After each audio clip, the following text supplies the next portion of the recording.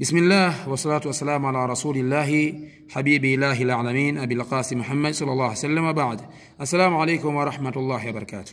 Karibuni wapenzi wafuatiliaji wa kipindi chetu pendwa Jifunze Qur'an. Leo bimashaidillahi tabaraka wa taala tuko na halqa ya madda. Na madda na ibara ambayo inazungumzia kuongeza kurefusha sauti zaidi ya ulivyokuwa kirefusha katika alif madda, wawu madda na yau madda. Mara mbili yake ndio afdal zaidi au robo tatu yake.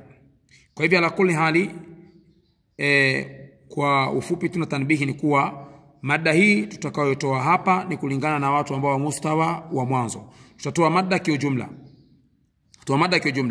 Ima madda kwa anwaa zake na aina zake. Kwa halqa hii haitoshelezi, tutakuwa nayo inshallah. Kwa halqa za tajwid tutakapozianza inshallah tutaelezea bimashaidillahi tabaraka taala anwaa za mudud namna gani zipo. Lakini kwa halqa yetu hii ya leo tutazungumzia anwaa za mudud. Tutakwenda katika madda tu. Alama ya madda ni hii. Unapo alama ya madda namna hii, basi utarefusha sauti yako urefu ambao utazidi alif madda, wawu madda na yau madda. Kwa hivyo alama ya madda hii hapa kama vile namna hiyo, shaklia ya kwanza ya alama ya madda. Naomba ndugu yangu kaberamani ashuke chini kidogo ili muweze kuipata kuiona vizuri. Tena alama ya madda ni hii hapo.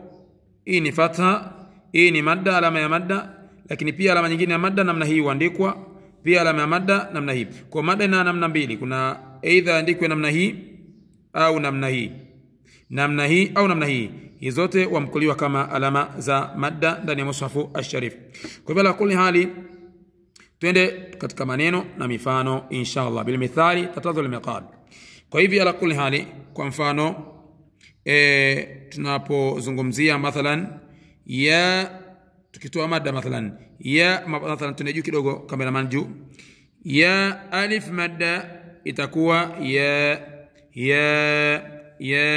Lakini hii ya tulionayo hapa ya hii tazama vizuri kameraman, shuka chini kidogo. Ya ina alif madda ya. Kadhalika ha ambayo ina ya umadda chini yake, alif ambayo inawakisha yu madda hii, tazama ya hii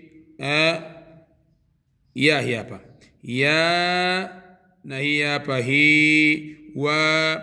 Hizi sasa ukifika katika somo la madda kama hii somo la madda, basi sauti yako utairefusha mara mbili ya ulivyorefusha hapo juu. Kwa mfano hapa kuna ya ina alif madda na kuna madda yenyewe. Kwa hivyo halqa haraka zake katika uvutaji wake itakuwa mara mbili ya ile. Kwa hivyo ya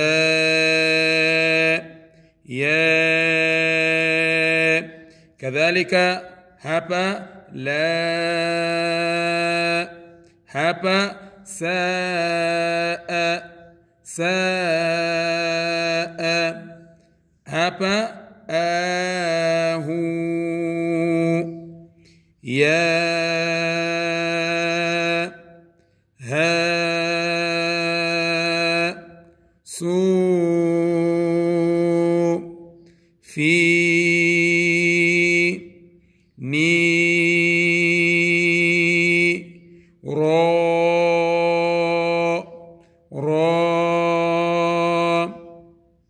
Sasa twende katika maneno ambayo yanaundwa na madda. Kwa hivyo la kulli hali nirudi tena kusema kuwa somo hili la mudud na madda akhil aziz tuachukua madda kiujumla. Kwa watu ambao mustawa sufur tuna madda hii ni madda kiujumla. Kwa hivyo kutana na madda, alama hii ya madda katika mustawa sharif, basi sauti yako utarefusha zaidi ya somo hili mara mbili ya alif madda, ya umadda na wawu madda. Twende katika maneno ambayo yamo ndani ya mustawa sharif. Mathalan ahlahu. Ina jingine yastahi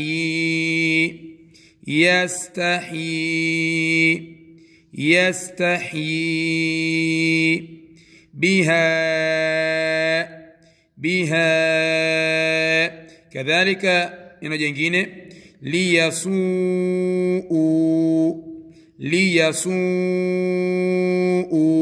Taona madda hapo juu ya wawu na kuna suku na kuna wawu madda.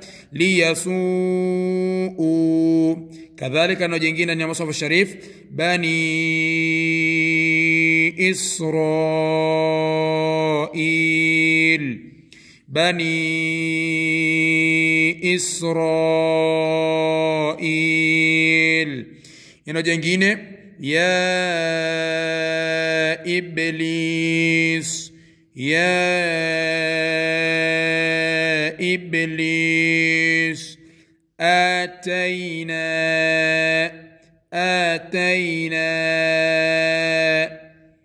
يعني جنجينة في أولادكم، في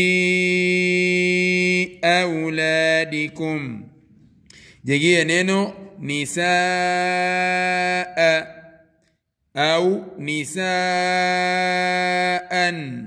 كذلك سائحات، سائحات. بطائنها، بطائنها. Kwa hivi akhi al-aziz, hilo ndio somo la madda.